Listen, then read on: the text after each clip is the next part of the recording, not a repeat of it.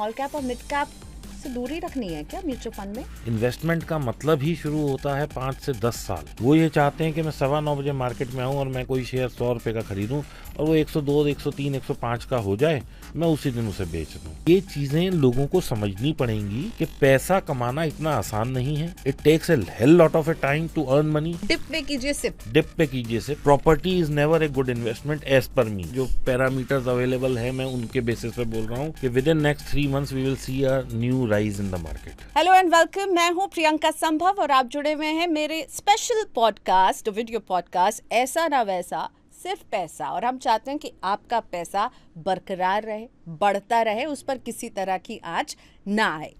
Covid में के बाद हमने बाजारों को जबरदस्ती रिकवर होते हुए देखा, ऐसी रिकवरी कि जिसने कभी बाजार की शक्ल नहीं देखी थी वो भी पैसे कमा रहा था। और तब ऐसा लगने लगा कि सब कुछ तो इतना अच्छा चल रहा है, क्या बात है। लेकिन फिर आया सितंबर और फिर हमने देखा बाजार को नीचे जाते हुए। इस सिचुएशन को थोड़ा शायराना अंदाज में आपको बताती हूँ। मीर तकी मीर का एक मशहूर शेर है, याद नहीं रहता है, पढ़ के बताऊंगी। वो आए बज़्म में इतना तो मीर ने देखा, फिर उसके बाद चिरागों में रोशनी ना रही। यही हुआ हमारे साथ सितंबर में। और उसके बाद शुरू हुई टेंशन। आपको भी लग रहा है ना कि क्या किया मैंने, मेरा पैसा कम हो गया, मेरा पोर्टफोलियो नेगेटिव में आ गया, अब मैं क्या करूं।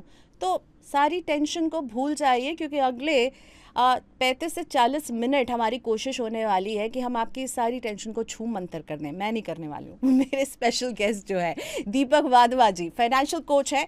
शेयर बाजार, म्यूचुअल फंड, आपके निवेश, आपके पैसों को ट्रीट करने का तरीका, सब पर शानदार वीडियोस बनाते हैं। Deepak sir, thank you so much. आप अपने यूट्यूब चैनल से निकलकर हमारे यूट्यूब चैनल में रहे, thank you so much. Share बाजार से लेकर के म्यूचुअल फंड, इन्वेस्टमेंट, सब आपके वो बहुत ही बिंदास अंदाज में आप जो बताते हैं ना, उससे थोड़ी टेंशन भी कम हो जाती है। दीपक जी, तो टेंशन ही कम करने से शुरुआत करें। आपको सब सुनना चाहते हैं, तो टेंशन कैसे कम होगी? ये बाजार ने जो है ना, इक्विटी मार्केट्स ने थोड़ा परेशान कर दिया। आपको किया परेशान?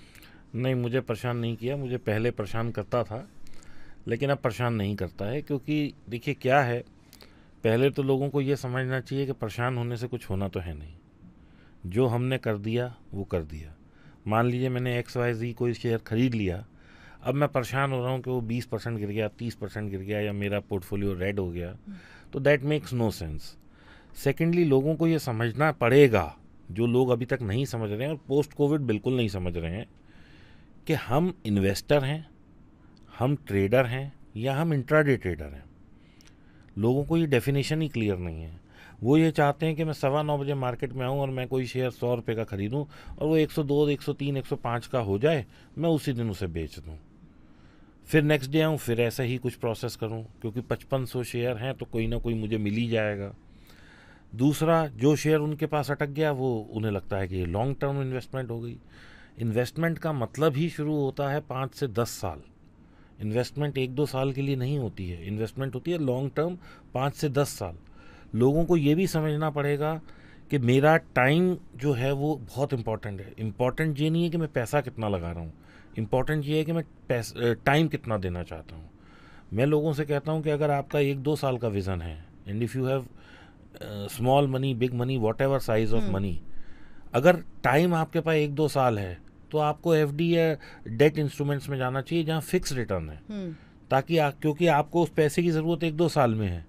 हो सकता है बाजार जब आपका मैच्योरिटी का टाइम आए या आपकी नीड का टाइम आए, तब बाजार 10% नीचे चला जाए, क्योंकि we cannot gauge the market, because market is dependent on so many factors, जिसमें से कि एक ग्रोथ होता है, एक परफॉर्मेंस ऑफ द कंपनी होता है या कंपनीज होता है, एक ओवरऑल पूरे सेक्टर का परफॉर्मेंस होता है, एक कुछ गवर्नमेंट पॉलिसीज़ या रिफॉर्म्स आ जाते हैं, वो बेस होता है, जियोपॉलिटिकल सिचुएशंस भी बहुत बड़ा एक बेस होता है। तो बहुत सारे फैक्टर्स हैं जो असर डालेंगे आपके पैसे पर, आपकी कमाई पर। लेकिन सबसे पहले मुझे डिफाइन करना है कि मैं इन्वेस्टर हूँ, ट्रेडर हूँ, या इंट्राडे ट्रेड कर रही हूँ। बिल्कुल। और सबसे बड़ी बात प्रियंका, आपको ये पता होना चाहिए कि इस पैसे की जो ज़रूरत है वो मुझे 6 महीने बाद है, 1 साल बाद है, 5 साल बाद है, 10 साल बाद है। So when ever a person is doing investing, उसको ना वो एक, जैसे एक मूवी आई थी उसमें वो 5 गुल्लक बना लेता है कि ये इस काम के लिए, इस काम के लिए, इस काम के लिए। तो आपको भी 5-6 सेगमेंट बनाने पड़ेंगे कि this is my long term goal, this is my mid term goal, this is for my house, this is for my car, this is for my down payments, this is for this is for that, and you have to define your goals. इसीलिए financial planning बहुत important है। ये नहीं किबस मेरे पास आज पैसा है, मैंने डाल दिया, कल पता लगा कि बाजार नीचे है और उसी वक्त मुझे ज़रूरत है तो मुझे लॉस लेना पड़ रहा है। So if you plan your goals properly you will never have a loss. Goal based investing में दीपक जी, आप भी बात करते रहे म्यूचुअल फंड्स में सिप, यानी हर महीने आप छोटी छोटी जो रकम डालते हैं। अब हमने ऐसे बहुत सारे लोगों को सुना, इंडस्ट्री के लोग भी कहते हैं कि सिप है सबसे सही तरीका जी। लेकिन अभी जब सिप गड़बड़ा गई है तो कुछ लोग क्वेश्चन भी कर रहे हैं कि भाई क्या करें, ये गड़बड़ हो गई है, अब क्या होगा। तो क्या सिप जो इतने समय से 4-5 साल से वो बहुत ही एक हिट फॉर्मूला बन के उभर रहा था, अब क्या थोड़ा वहाँ तकलीफ है, अब वो थोड़ा फ्लॉप फार्मूला तो मैं नहीं कहूँगी, पर वो अभी हिट जितना था उसे कम हिट हो रहा है। देखिए, फिर मैं वही कहूँगा कि सिप जो होता है वो कोई 1-1.5-2 साल के लिए नहीं होता। सिप के लिए तो 10-10, 15 साल, 20 साल, 30 साल। आज मैं हर यूथ को कहता हूँ कि आपको अपनी अगर 100 करोड़ की जर्नी शुरू करनी है तो आपको कुछ नहीं करना, 20, 25, 50 हज़ार रुपये से सिप शुरू कर दीजिए। डालते रहिए, डालते रहिए, डालते रहिए। ये मत सोचिए कि वो ऊपर जा रही है, नीचे जा रही है। जब वो नीचे जा रही है, it's the time to put more money, जो कि अभी हम देख रहे हैं, जो अभी हम देख रहे हैं। तो लोगों को घबराना नहीं है। लोगों को इस टाइम में, अगर आपके पास और डिस्पोजेबल इनकम है, आपके पास और पैसा है, सरप्लस है, कुछ और काम की प्रायोरिटीज़ नहीं है, तो इस वक्त सिप डालिए। अपनी सिप का जो वो है, अगर मान लीजिए आप 10,000 की सिप कर रहे हैं तो इस वक्त इस time to put to 20,000, 2x डालिए। क्योंकि देखिए क्या होता है, सिप में 2 चीज़ हैं। मान लीजिए आप 10,000 रुपये की सिप डाल रहे हैं, तो आप 10,000 रुपये की सिप डाल रहे हैं और मैं यूनिट की कॉस्ट पकड़ लूँ 100 रुपये, तो आपको 100 यूनिट मिलेंगे, क्योंकि 100 रुपये का एक यूनिट है। 10,000 आप डाल रहे हैं तो आपको 100 यूनिट मिलेंगे। अब क्या होगा कि 1 महीने बाद, 2 महीने बाद, जिस टाइम में हम बैठे हैं, ये 90 रुपये का यूनिट आ गया। आपने फिर भी 10,000 ही डाले, तो पहले जहाँ आपको 100 यूनिट मिल रहे थे वहाँ आप 110 मिलेंगे। कल ये 80 आ जाएगा तो आपको 120 मिलेंगे। ये कैलकुलेशन मैं सिर्फ एग्जांपल के लिए बोल रहा हूँ, थोड़े से।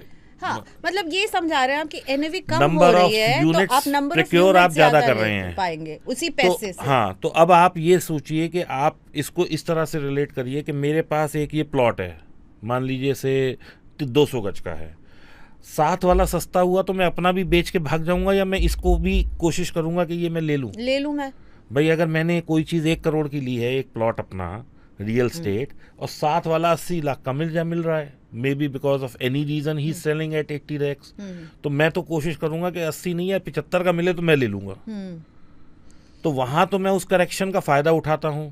लेकिन जो मार्केट है इसमें जैसे ही करेक्शन आता है मैं डर जाता हूँ। डिप पे कीजिए सिप, डिप पे कीजिए सिप, हर डिप पे सिप बढ़ाने की कोशिश होनी चाहिए। बहुत अच्छी आपने ये भी बात की, डिस्पोजेबल इनकम अगर आपके पास है या कुछ ऐसे गोल्स हैं जिसको थोड़ा आगे कर सकते हैं, इस पैसे को वहां लगा दो। ओके, तो म्यूचुअल फंड इन्वेस्टर्स के लिए तो चिंता की बात नहीं, लेकिन वो लोग बहुत चिंतित हैं दीपक जी। मेरे शो में भी बहुत सारे लोग आते हैं, उनके पोर्टफोलियो में ना स्मॉल कैप म्यूचुअल फंड और मिड कैप म्यूचुअल फंड, क्योंकि वहां पर डबल डिजिट रिटर्न देखा, पिछला रिटर्न। अब वहां पर हम डबल डिजिट डाउनफॉल भी देख रहे हैं। 29 स्मॉल कैप स्कीम्स जो हैं, आज से 2 दिन पहले हम इसको जब रिकॉर्ड कर रहे हैं तो मैं देख रही थी, उसमें डबल डिजिट डाउनफॉल भी हम देख रहे हैं। अब ये स्मॉल कैप और मिड कैप का नशा जो है वो जो है लोगों के सर चढ़कर खूब बोला और अब नुकसान में बैठे हैं। देश के सबसे बड़े म्यूचुअल फंड कंपनी को चलाने वाले CIO साहब भी कह रहे हैं, एक जंग छिड़ गई है सारे म्यूचुअल फंड कंपनियों के जो चीफ्स हैं कि नहीं, उन्होंने जो कहा कि स्मॉल कैप और मिड कैप में आपको नहीं करना चाहिए वो गलत था, उन्होंने क्लैरिफिकेशन दी कि नहीं मैं ये कहना चाह रहा था। तो आप इन सब का क्या निकाल रहे हैं, और स्मॉल कैप और मिड कैप से दूरी रखनी है क्या म्यूचुअल फंड में? देखिए, एक चीज़ प्रियंका समझने वाली है कि आज आप भी नोएडा में रहती हैं, मैं भी नोएडा में रहता हूँ, और नोएडा में आज ऑलमोस्ट 3 लाख रुपए गज की जगह हो गई है। मैं उदाहरण से समझा रहा हूँ। अब ये 3 लाख से 6 लाख होने में it will take a hell lot of a time.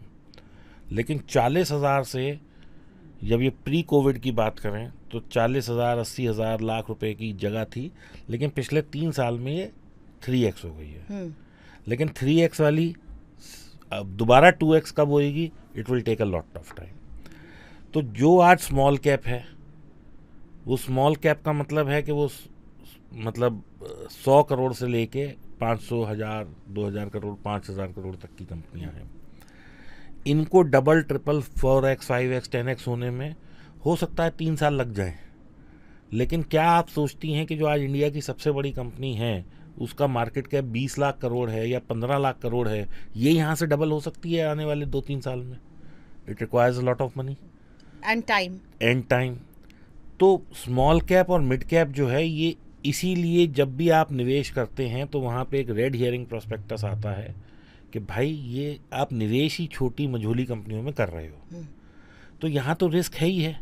लेकिन फिर मैं ये बात कहूँगा कि अगर आप 10 साल का CAGR देखें, 20 साल का CAGR देखें, जिसमें हमने 1992 स्कैम भी देखा, 2000 की मद्दी भी देखी, 2008 का मद्दी भी देखी, फिर उसके बाद कोविड वाला हमने टाइम भी देखा, उसके बाद भी जब हर चीज़ अपना नया हाई बनाती है तो अभी तो हम केवल 10% गिरे हैं निफ्टी और बेंचमार्क्स पे।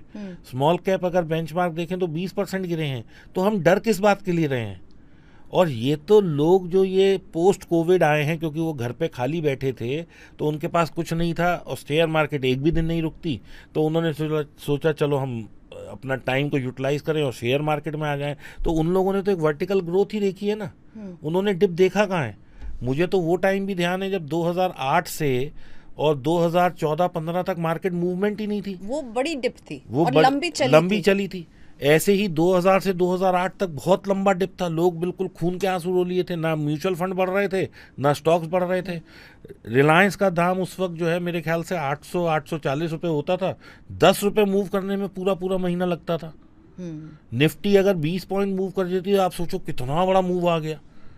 तो कुल मिला के बात यह है कि ये चीज़ें लोगों को समझनी पड़ेंगी कि पैसा कमाना इतना आसान नहीं है। It takes a hell lot of a time to earn money. आप भी सुबह आती हैं, अपना पूरा दिन यहाँ जॉब करती हैं, घर जाती हैं, मैं भी सुबह 9 बजे से मार्केट में बैठता हूँ, रात को 10-11 बजे घर पहुँचता हूँ। तो हम लोग पूरा टाइम और डेडिकेशन देते हैं तो पैसा कमाते हैं। तो मार्केट में भी आपको पूरा टाइम और डेडिकेशन देना पड़ेगा पैसा कमाने के लिए।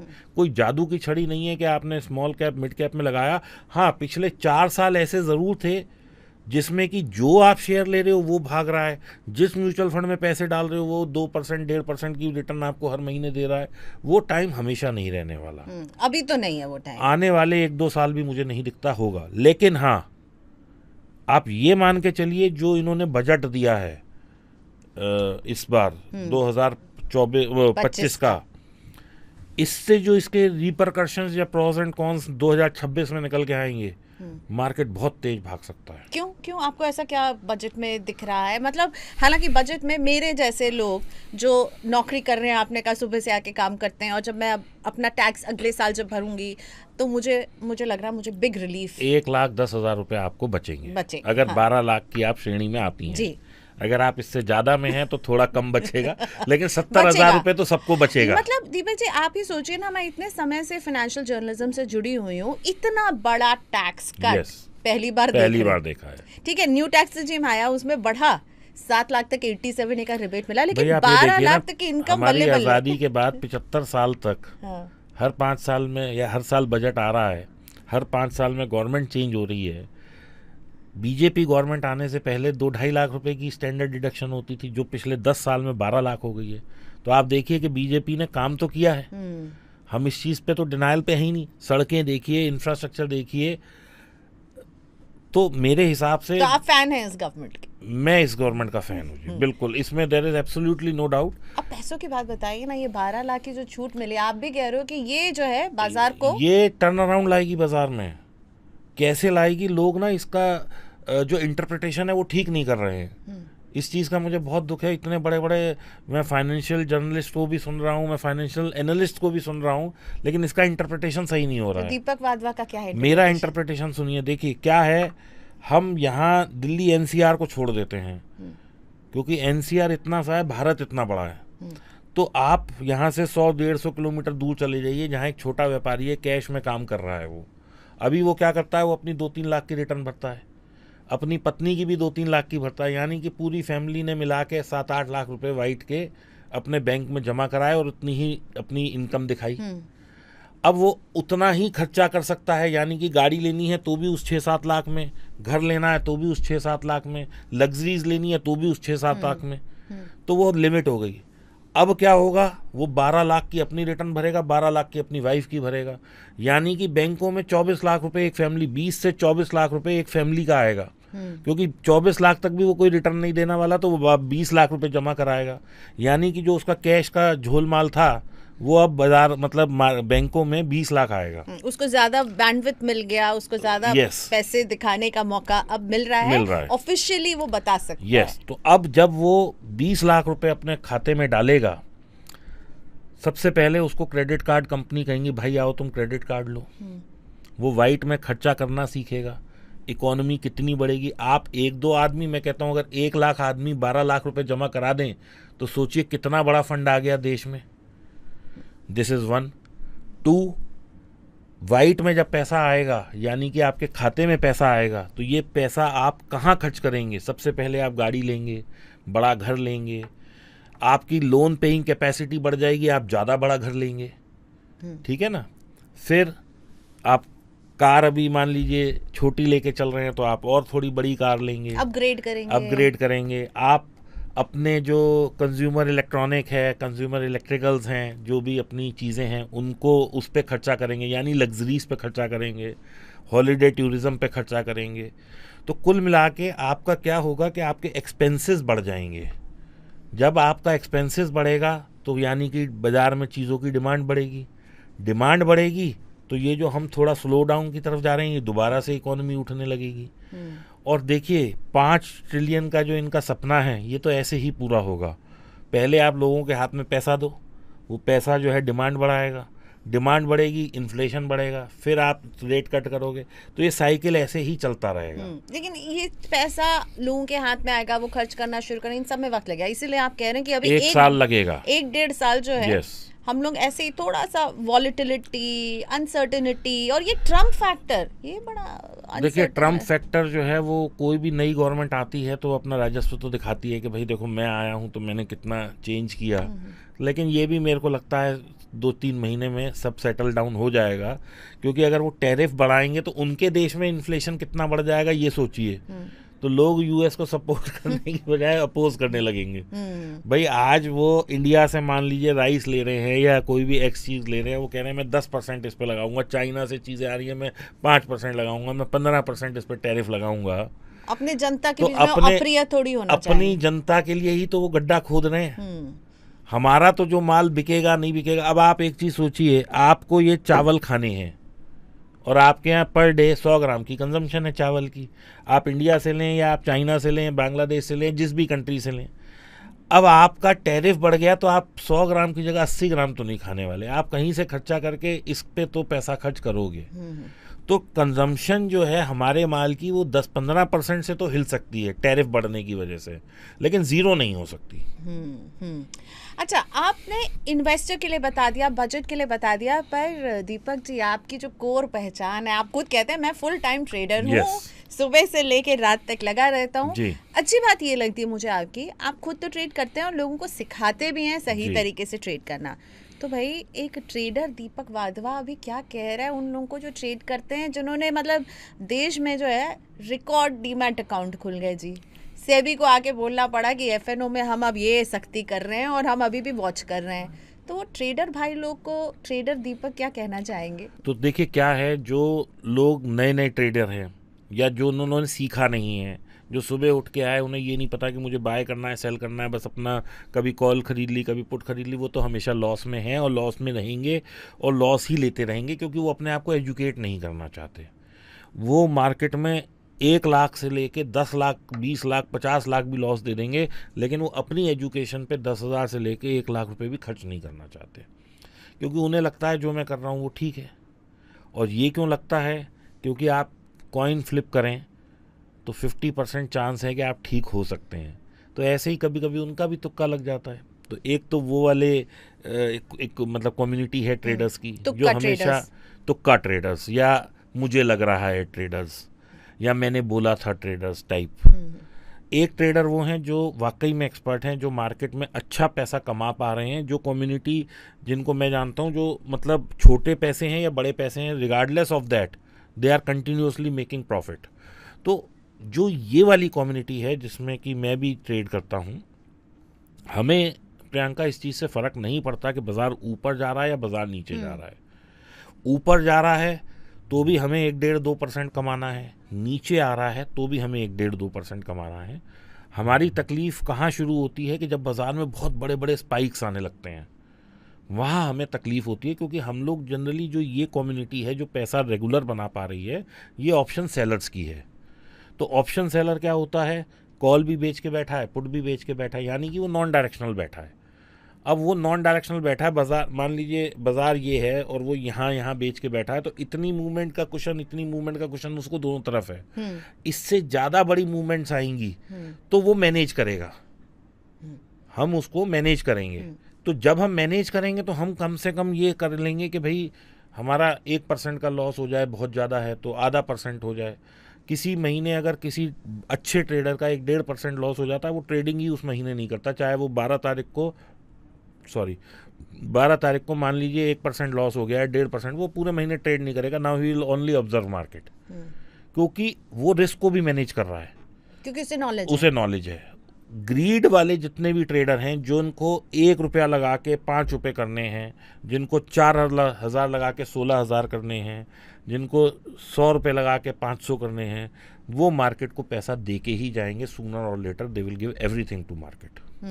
इसीलिए सेबी ने भी कहा कि भाई 91% लोगों को 93% लोगों को नुकसान होता है।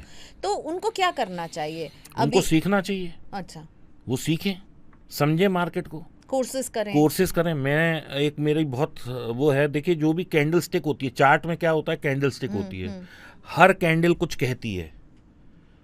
There is a meaning for every candle. अगर विक ज़्यादा लंबी है तो उसका कोई अलग मीनिंग है, जब विक नीचे लंबी है उसका अलग मीनिंग है, कलर रेड है तो अलग मीनिंग है, कलर ग्रीन है तो अलग मीनिंग है, वो लट्टू जैसी बन गई जिसे डोजी बोलते हैं उसका अलग मीनिंग है, इनसाइड कैंडल का अलग मीनिंग है, बड़ी कैंडल का अलग मीनिंग है, छोटी every candle has a language to speak. Now you start talking to chart. आप चार्ट को देखिए, तो रीड करना सीखिए। यस, उसको बुक्स अवेलेबल हैं, PDF बुक्स अवेलेबल हैं, गूगल करिए, कैंडल स्टिक पैटर्न, सारे 50 पैटर्न निकल के आ जाएंगे। अच्छा दिव्य से एक बात ना, वो एक तार छेड़ दिया आपने, ये बोला कि आप कोर्स कीजिए या समझिए। अब ये कोर्स के नाम पे ना सेबी ने अभी कुछ लोगों को भी भाई कहा कि आप किस तरह के कोर्स चला रहे हैं, वहाँ कोर्स के नाम पर बड़ी धांधलियाँ भी हो रही। देखिए फिर वही वाली बात है कि धांधलियाँ हर चीज़ में हैं। जो पकड़ा जाए वो चोर, जो ना पकड़ा जाए वो सेंट। हमारे यहाँ तो यही है, ठीक है ना। तो आपको क्या समझना है कि मेरे को कोर्स करना है तो मैं सिर्फ कोर्स पे ध्यान दूँ, ठीक है। अगर आप ग्रीड है, देखिए आपके साथ स्कैम कब होएगा, जब आपके अंदर ग्रीड होगी। आज मुझे पता है कि गोल्ड का रेट 80,000 है, कहीं 70,000 मिल रहा होगा, वहीं मेरे साथ लूट होएगी कि मुझे उसने फर्जी गोल्ड दे दिया। मैं 80,000 की चीज़ 80,000 में खरीद रहा हूँ, मेरे साथ कभी ग्रीड होएगा, मतलब वो स्कैम होएगा ही नहीं। ज़मीन में आप कहते हैं कि अथॉरिटी का रेट 1 लाख रुपए मीटर है, लेकिन वहाँ पे वो कोई गांव है, वहाँ पे मैं जा रहा हूँ और वहाँ मुझे 6,000 मिल रही है, तो उसे नहीं पता कि वो 6,000 वाली चीज़ 1 लाख की बिक सकती है। वो क्यों 6,000 में दे रहा है? आपको दिख रहा है वहाँ पे वैल्यू कि मैं आज 6,000 की लूँगा, मुझे कल ये 1 करोड़ की हो जाएगी। जो बेच रहा है वो बेवकूफ़ है, उसे वैल्यू नहीं दिख रही, स्कैम होएगा। तो वो बचपन का पार्ट, बेसिक, लालच बुरी बला है। Yes, and it is valid everywhere in your life. तो आप कोर्स करने जा रहे हैं, कोर्स कीजिए, वहां पर आप कमाना शुरू कर देंगे। बस आपको वो टिप्स दे रहे हैं, आप टिप्स ले रहे हैं। सेबी सीधी बात कहता है, आप पढ़ाइए, कोई दिक्कत नहीं है उन्हें, आप टिप्स नहीं देंगे। राइट। तो उसके लिए उन्होंने एक नॉर्म ले आया कि भाई आप 3 महीने पुराने चार्ट पे पढ़ाइए। आप टिप्स दे रहे हैं या आप पढ़ा रहे हैं, पहले तो ये क्लैरिटी ले आइए। And if you are clear, और आपके स्टूडेंट्स भी क्लियर हैं और उन्हें नुकसान नहीं हो रहा, दूसरा स्टूडेंट्स को भी ये समझना पड़ेगा कि अगर आप मेरे से सीख रहे हो या किसी से सीख रहे हो नुकसान होना या प्रॉफिट होना ये आपके कैलिबर पे है, मेरे ऊपर नहीं है। अब कुछ लोग क्योंकि पैसा लेते हैं और वो सोचते हैं कि भाई हमें और पैसा चाहिए, और पैसा चाहिए, और पैसा चाहिए, greed again for the teacher, वो टिप्स देने लग जाता है, वो अपना कोर वो इनिशिएटिव जो था वो भूल जाता है, तो पकड़ा जाएगा। आप जिस काम के लिए बने हैं अगर आप वो करेंगे, ग्रीड को आपको भी कंट्रोल करना है, दोनों पार्टीज को ग्रीड कंट्रोल करनी है। आपने गोल्ड का जिक्र किया, हालांकि एग्जाम्पल के लिए किया, लेकिन गोल्ड ऐसा भाग रहा है, अब उसमें बहुत सारे जियोपॉलिटिकल फैक्टर्स हैं, टैरिफ, ट्रेड वॉर को लेकर के चिंताएं हैं, पर गोल्ड भागे जा रहा है। इस साल हम सिर्फ ये 2 महीने की बात करें, जनवरी टू फरवरी मध्य में जब हम और आप बात कर रहे हैं, तो भाई गोल्ड ने ऑलमोस्ट 11% का रिटर्न दे दिया है, और वहीं इक्विटी ने आपको कुछ माइनस रिटर्न दे रहा होगा अभी। तो गोल्ड में आप गोल्ड को आप कैसे देखते हैं? देखिए, गोल्ड को अगर आप पिछले 20 साल से देखेंगे, 20 साल पहले गोल्ड 4000 था, आज 85,000 86,000 पे आ चुका है MCX, ठीक है। तो गोल्ड कंटिन्यूसली बढ़ ही रहा है। अब उसके कई सारे फैक्टर हैं, एक डिमांड बढ़ रही है, दूसरा जैसा कि आपने कहा जियोपॉलिटिकल फैक्टर्स। तो जब भी कहीं पे अनरेस्ट होता है किन्हीं भी 2 कंट्रीज़ में, अब जैसे ये टैरिफ वार चल रही है या ट्रेड वार है, तो जैसे ही ट्रम्प साहब आए गोल्ड बढ़ना शुरू हो गया। क्यों? क्योंकि लोगों को डर बैठ गया कि ये पता नहीं कौन सा टैरिफ लगा दें, सेफ हेवन गोल्ड है। तो लोग क्या करते हैं, इक्विटी से पैसा निकाल के गोल्ड में डालने लग जाते हैं। लेकिन अब एक और एसेट क्लास आ गया है, इरप्ट हो रहा है, जो कि फ्यूचर दिख रहा है, जिसका 3-4 साल, वो है क्रिप्टोज। अब देखिए क्रिप्टो में कितना पैसा आ रहा है। क्रिप्टो की टोटल जो वो है market cap for all the cryptos, वो करीब 3.9 ट्रिलियन डॉलर्स की है। हमारे देश की GDP के बराबर या उससे थोड़ा सा, मतलब वही ज़्यादा बैठेगा। तो आप देखें कितना बड़ा फंड क्रिप्टो में डाइवर्ट हो रहा है। तो असेट क्लास कई सारे हैं, डिपेंड आप पे करता है कि तो आपको कहाँ लगाना है। निवेश करने की सलाह देंगे? बिल्कुल सलाह कैसे देंगे, कैसे गोल्ड में निवेश करें? क्योंकि अब जो है सॉवरेन गोल्ड बॉन्ड खत्म हो गया, आप सेकेंडरी मार्केट से ले सकते हैं पुराने वाले, ठीक है। अब फिजिकल गोल्ड खरीदना वो एक अपने आप में एक जो है सबके लिए, वो फिजिकल गोल्ड खरीदना कितना फीजिबल है, और क्या फिजिकल गोल्ड खरीदना चाहिए, या फिर अब तो इतने सारे डिजिटल अवतार हैं, ETF है, फंड है। देखिए ETF लीजिए ना गोल्ड का, जैसे गोल्ड 20 करके एक प्रोडक्ट है, वो ले लीजिए आप, या और मेरे को कई सारे। तो अभी निवेश करने का सही समय है गोल्ड में, निफ्टी में, और इनमें हमेशा सही समय होता है। Today is the right time. So even in equity, even in equities today is the right time. Yes. और अब क्योंकि देखिए क्या है, हम ऑलरेडी अगर इंडेक्स की बात करें तो हम ऑलरेडी 10-12% करेक्शन कर चुके हैं। ज़्यादा से ज़्यादा करेक्शन 20%, मैं कहता हूँ 30 भी हो जाए, कोई देश हमारा ख़त्म नहीं हो रहा, हमारी इकोनॉमी में कोई प्रॉब्लम नहीं है। Slow down of economy is never a problem, it is a revival of economy. और ये कोई पहली बार नहीं हुआ, हमेशा होता रहा है। उसके बाद नए रिफॉर्म्स आते हैं, फाइनेंस मिनिस्टर आके कुछ बोलती हैं, प्राइम मिनिस्टर साहब आके कुछ बोलते हैं, और देश नई ऊंचाइयों को छूने लग जाता है। FII आज जा रहे हैं तो आप ये मान के चलिए कि अगर वो 100 रुपये पे एग्जिट ले रहे हैं, दे विल री एंटर एट 150, ये भी आप मान के चलिए। तो गाड़ी जरा स्लो चल रही है, इसमें चढ़ जाएगी क्योंकि अब पेस पकड़ने वाली है। मैं इसका आपको एक बिल्कुल लॉजिकल रीज़न देता हूँ। मैं जो भी बात करता हूँ उदाहरण के साथ करता हूँ। अभी अक्टूबर 2024 से आज हम फरवरी में बैठे हैं, ऑलमोस्ट 3 लाख करोड़ रुपया निकाल चुके हैं FIIs। आप देखिए अगर 3 लाख करोड़ उन्होंने निकाला होता पोस्ट कोविड, तो हमारा बाजार 40 से 50% क्रैश कर जाता। ठीक है जी। अभी क्या हो रहा है कि वो इतना क्रैश नहीं किया, क्योंकि 26,000 करोड़ की हर महीने हम लोग स्लिप कर रहे हैं, डोमेस्टिक इन्वेस्टमेंट इन्वेस्टर्स, तो वो बाजार को होल्ड करे हुए है। वो कितना निकालेंगे? मान लीजिए उन्होंने 3 लाख करोड़ और निकाल लिया, हम अनदर 10-12-15% गिर जाएंगे, 10% गिर जाएंगे। इसके बाद तो पैसा ही नहीं है निकालने के लिए। और फिर क्या हमारा देश बिल्कुल ऐसे ही खड़ा रहेगा? आज जो सड़कें बन रही हैं वो बनना बंद हो जाएंगी। आज मान लीजिए मैं 2-3 कंपनियों का उदाहरण लूँगा। रिलायंस इंडिया की सबसे बड़ी कंपनी है, मैं इसलिए उसका उदाहरण ले रहा हूँ, मेरे कोई बाय सेल की वो नहीं है। आप रिलायंस का फ़ोन यूज़ कर रही हैं, आप रिलायंस का तेल डलवा रही हैं, रिलायंस का तेल और सारी कंपनीज ले रही हैं, क्या वो बंद हो जाएगा? नहीं होगा। आप खाना खाना बंद कर देंगी? आप शाम को हफ्ते में 2 दफ़ा बाहर जाके खाती हैं, चाहे वो स्ट्रीट फूड हो चाहे वो रेस्टोरेंट हो, क्या वो लोग बंद कर देंगे? क्या यंगस्टर ये जो पार्टी कर रहे हैं ये बंद कर देंगे? कुछ नहीं होने वाला।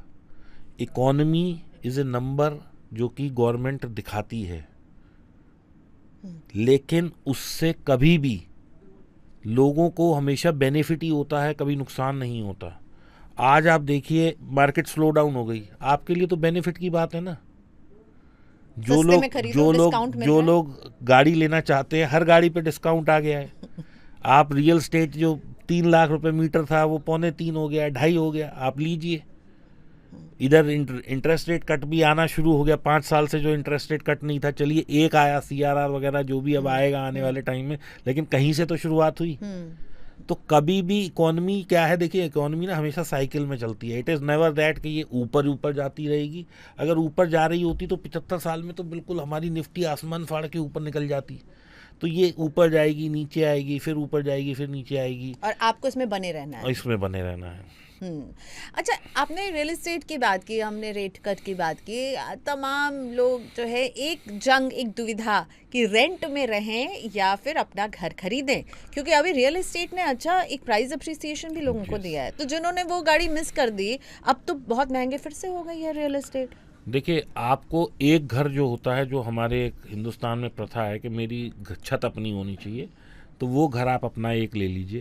एक घर तो होना ही चाहिए। उसके अलावा जो प्लॉट आप इन्वेस्ट कर रहे हैं, जो घर इन्वेस्ट कर रहे हैं, जो आपने एक घर की जगह 4-4 घरों में इन्वेस्ट कर रखा है। और देखिए क्या है, हिंदुस्तान में ना एक भेड़ चाल है। भेड़ चाल क्या है कि मैंने एक फ्लैट अपना लिया, उसकी मैं EMI दे रहा था, मेरे पास फिर थोड़ी मेरी सैलरी बढ़ी, मैंने एक फ्लैट और ले लिया, अब वो मैंने रेंट पे दे दिया और उसके रेंट से ही मैं अपनी EMI देने लगा। या थोड़ा सा मैंने मान लिया 25,000 का रेंट है और 30,000 EMI, तो 5 मैंने अपने से दे दिए, 25 वैसे कर लिए। फिर मेरी सैलरी बढ़ी 10-12% आने वाले 2-3 साल में, अब मैंने फिर एक वो ले लिया। तो मैंने इसको ना अपना बिजनेस बना दिया, पैसिव इनकम का जरिया। तो अब आपको पैसिव इनकम करनी है तो आप जॉब छोड़ दो।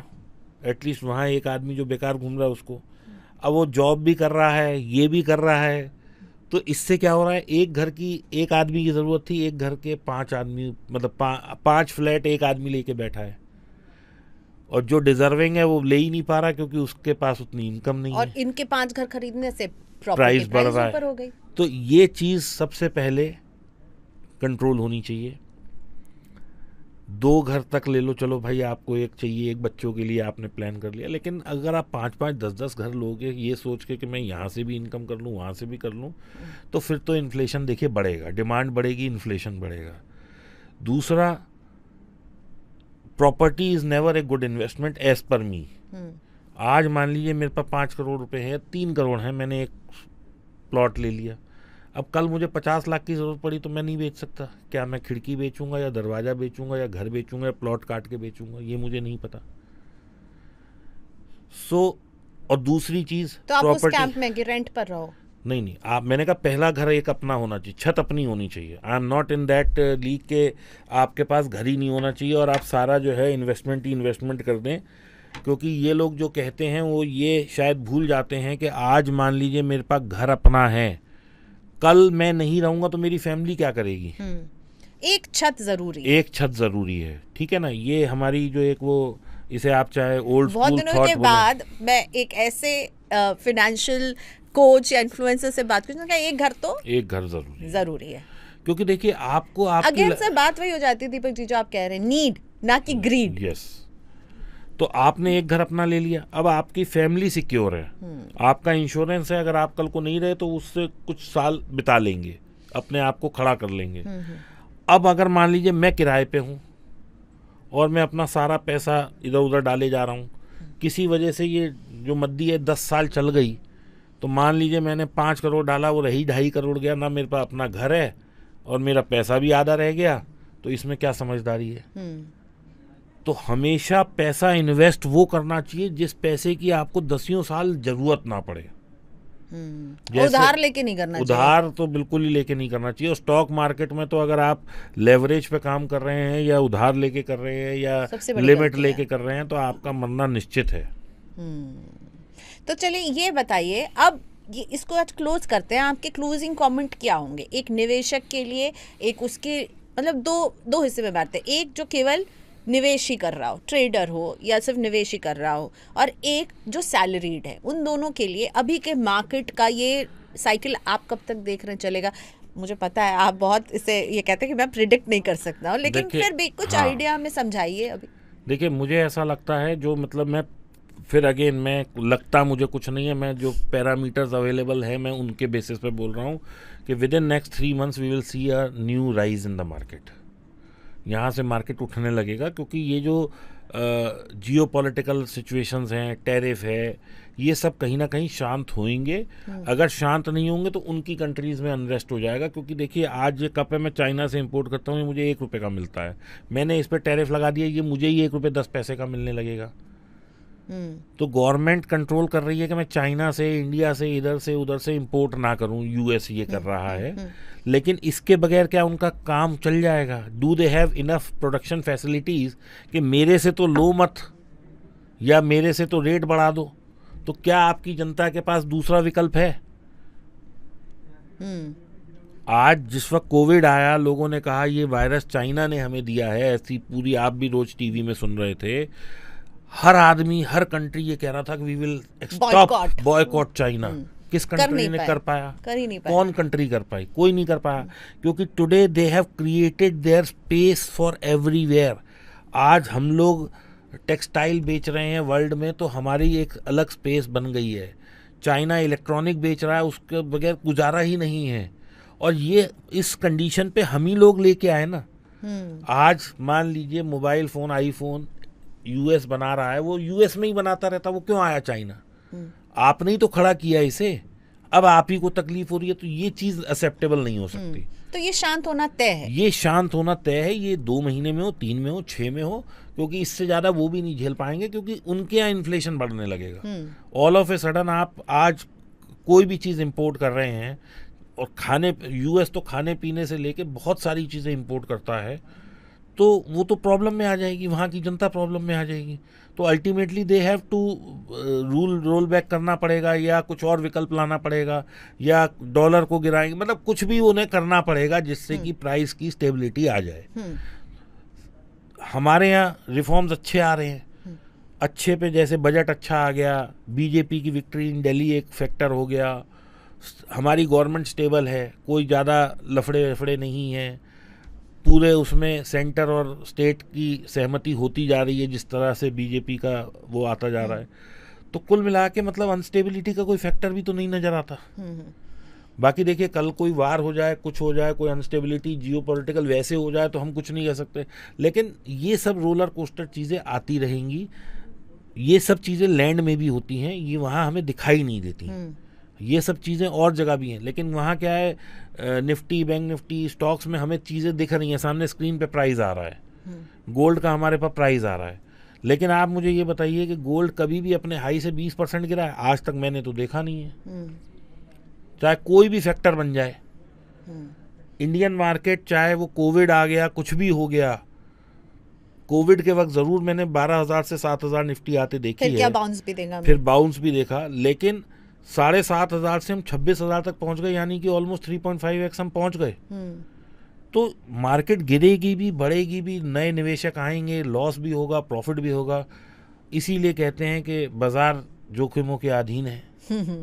Please read the red herring prospectus. हाँ, तो इस जोखिम को कम करने की दीपक वादा क्या जोखिम को कम करने की तरीका ये है, जैसे मैं करता हूँ, मेरे को ये पता है कि मैंने 100 रुपये की चीज़ ली, मार्केट जीरो भी हो जाए तो मेरा लॉस केवल 3 रुपये का है, या 5 रुपये का है, या 8 रुपये का है।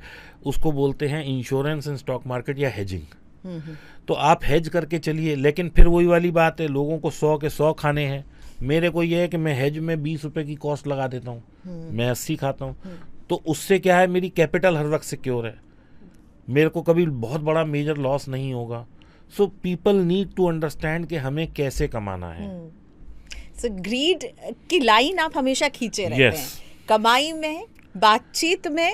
आप प्रियंका देखिए, ग्रीड एक ऐसी चीज़ है जिससे आपके साथ स्कैम होगा, आपको लॉसेस लेने पड़ेंगे। आपके पास 100 रुपये हैं, आपने 100 रुपये के शेयर खरीद लिए, कभी लॉस नहीं होगा। आपके पास 100 रुपये, आपने 500 रुपये के शेयर खरीद लिए, वो 80 रुपये आ गया, आपके 100 रुपये खत्म हो गए।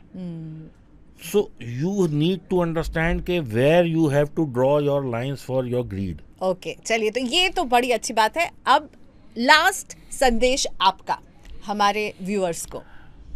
देखिए जी, भारत देश बहुत तरक्की कर रहा है, 5 ट्रिलियन इकोनॉमी जाएगी तो ये बाज़ार भी बढ़ेगा, रियल स्टेट भी बढ़ेगा, देश भी बढ़ेगा, हम सब लोग बढ़ेंगे। बस हमें उसके लिए तैयारी करके रखनी है। आज आपका निवेश कल आपके लिए बहुत अच्छा एक वेल्थ जनरेट कर सकता है। छोटे छोटे पैसे डालिए और वेल्थ जनरेट हो जाएगी। जो यूथ है, मैं उसको हमेशा कहता हूँ, कई जगह कॉलेजेस में भी मेरे लेक्चर होते हैं, कई बार मैं टीवी में भी बोलता हूँ, अपने पॉडकास्ट में भी बोलता हूँ कि they should start saving money in mutual funds, क्योंकि आपकी 100 करोड़ की जर्नी और कोई तरीका नहीं है शुरू हो जाए। ये जो छोटे छोटे 20-30 हज़ार 50 हज़ार आप सेव करेंगे, अगर आपने 20-30 साल 40 साल सेव कर लिया तो ये आपको 100 करोड़ दे के जाएगा। और कोई आप प्रियंका जी, मैं आपसे चलिए एक और सवाल पूछता हूँ। ये मेरी एक रील बहुत वायरल भी हुई थी, करीब 100 मिलियन से भी ऊपर मेरी ये रील गई थी। एक कंपनी है विप्रो, ठीक है, उसके किसी ने 1000 रुपये के शेयर लिए होते तो वो आज कितने होते?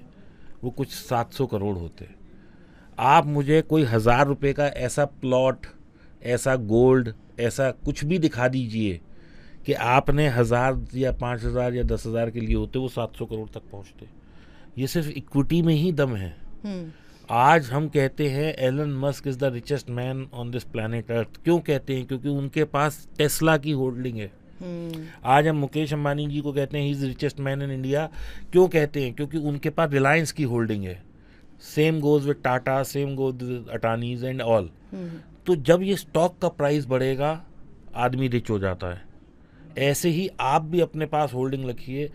वॉरेन बफेट, बिल गेट्स, ये सब क्यों रिच हैं? क्योंकि इनके पास होल्डिंग है फॉर देयर रिस्पेक्टिव कंपनीज।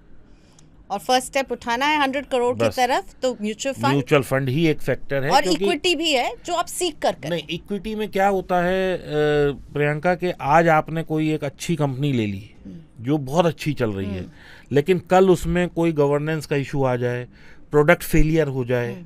मैं ये नहीं कहता कंपनी का मैनेजमेंट खराब हो जाए, मैं ये कहता हूँ प्रोडक्ट फेलियर हो जाए। जैसे कि आज से 25 साल पहले जो कंपनी थी, एक यूएस की ही थी, कोडेक, जो कैमरे बनाती थी, रील भी आती थी। तो एक वक्त में उसके पास $1 बिलियन उस वक्त था सरप्लस। आज उसका नामो निशान नहीं है, क्योंकि सबके हाथ में फोन भी आ गया, वो प्रोडक्ट ही फेल हो गया। Nokia phone failure, blackberry phone change नहीं एक्सेप्ट किया, फेलियर। तो इस तरह के ब्रांड्स भी आपके हाथ आ सकते हैं। तो म्यूचुअल फंड में क्या है, एक फंड मैनेजर बैठा है, उसके पास 50-100 लोगों की टीम है जो रिसर्च कर रही है डे टू डे बेसिस पे कि आज इस कंपनी में ये हो रहा है, इसका मार्केट का रिजल्ट ये आने वाला है, ये एक्सपेक्टेशन को बीट करेगा। बीट नहीं करता तो जब हम देखते हैं कि जैसे मार्केट में आज किसी कंपनी का रिजल्ट आया, रिजल्ट खराब आया, वो एकदम से 6% गिर गया, तो वो किसने? आपने और मैंने थोड़ी बेचा, वो फंड हाउस ने बेचा। Because they were aware of कि भाई अगर इसका रिजल्ट ये नहीं आएगा तो इसका मतलब ये आने वाले 2-3 क्वार्टर प्रोफेशनली मैनेज्ड है। यस। और आपको अगर 100 करोड़ पर पहुंचना, फर्स्ट स्टेप जो उठाना है वो म्यूचुअल फंड से। चलिए दीपक जी, हमारी बातें तो खत्म ही नहीं हुई, मैं कितनी बार बोल चुकी, अब ये लास्ट संदेश है। लेकिन अब thank you so much Deepak ji, आप आए हमारे स्टूडियो तक इस बातचीत के लिए, और बातचीत करते रहेंगे sir. Thank you so much. तो लालच से बचना है भाई। एक बात जो साफ साफ दीपक भारद्वाज जी ने शुरुआत से लेकर एंड तक रखी कि लालच बुरी बला है, और अभी कि जो भी गिरावट है डरने का नहीं है, निवेश करते रहने का है। थैंक यू सो मच हमारी इस बातचीत को देखने के लिए। Bye bye. Thank you.